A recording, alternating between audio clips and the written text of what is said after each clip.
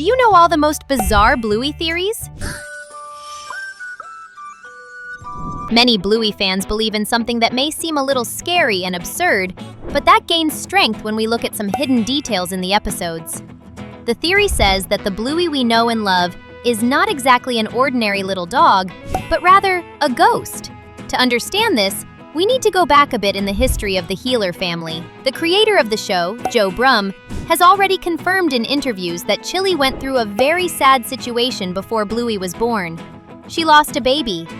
Meanwhile, in the episode Fairies, we see Bingo showing a very special sensitivity to things that others cannot see right away, such as the little fairies that play tricks on the family. Some fans believe that Bluey would actually be this first baby that Chili lost a few years before Bingo was born. In this version of the story, Bluey would be lovingly haunting the Heeler house, and Bingo would be the only one capable of seeing her and truly interacting with her. This would explain why the games between the two seem so magical and, at times, defy the logic of the real world. When they play, the parents participate, but maybe they are just following Bingo's imagination. It is a theory that is both scary and emotional. But that is just one. Do you want to know what the others are?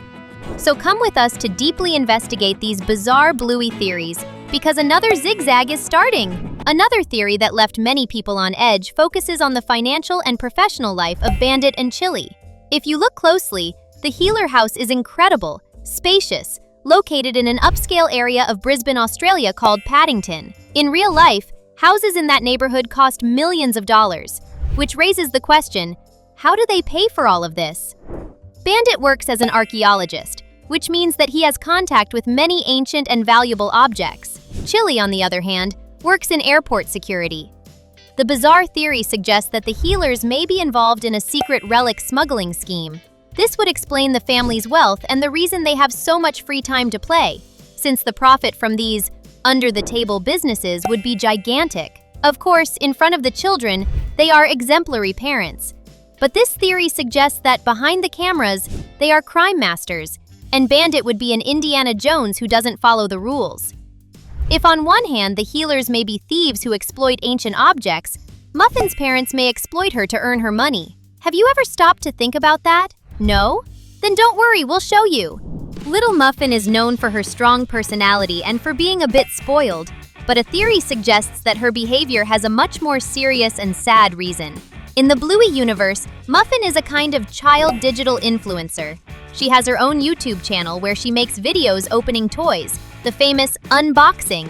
The theory says that Uncle Stripe and Aunt Trixie, her parents, do not work and live only off the money that Muffin earns from her videos. This would explain why she seems to always be under pressure or acting in an exaggerated way. In the mini-sode about the unboxing, we see Stripe forcing Muffin to pretend that she is loving a noisy plastic truck that she clearly does not like. According to this theory, the parents exploit her and force her to record content non-stop to ensure that brands keep sending gifts and money. The huge collection of unicorns and expensive toys that Muffin has would not be a sign that she is spoiled, but rather her work material. She would always be tired and irritated because, deep down, she does not want to be an internet star. She just wanted to be a normal child who plays with what she likes. Which theory do you think is the craziest? Tell us in the comments using the hashtag BLUEY.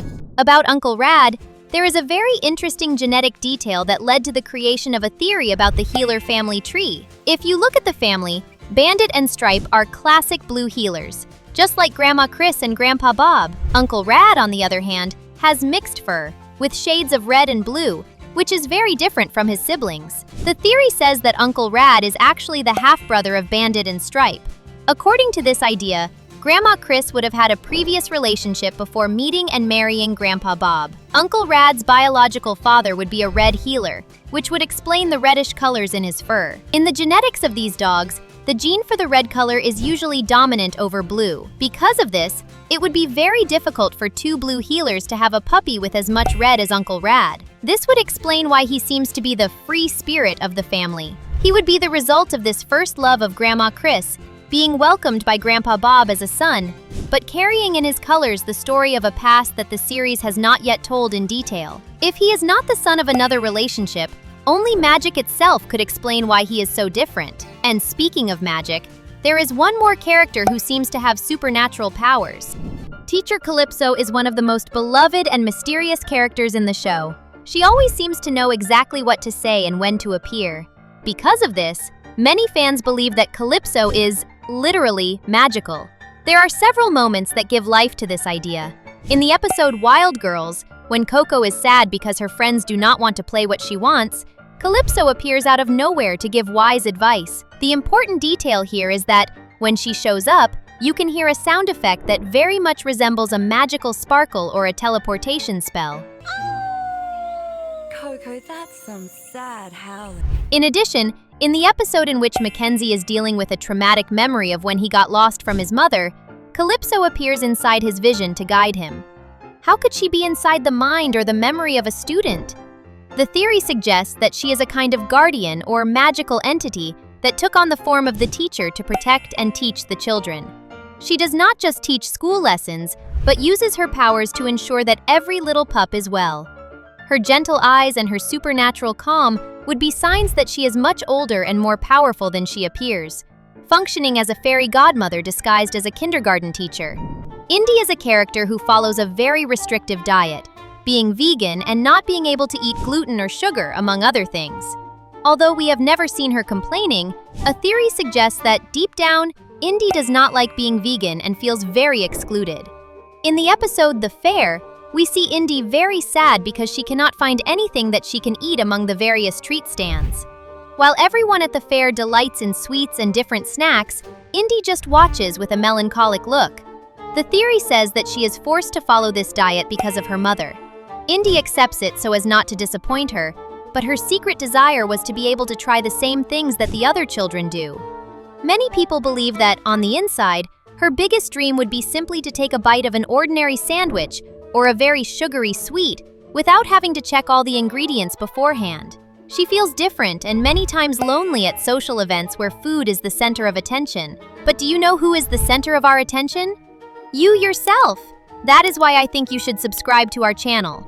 The Healers are known for being amazing parents who use very modern and understanding parenting techniques. However, one theory points out that this patience and wisdom did not come out of nowhere.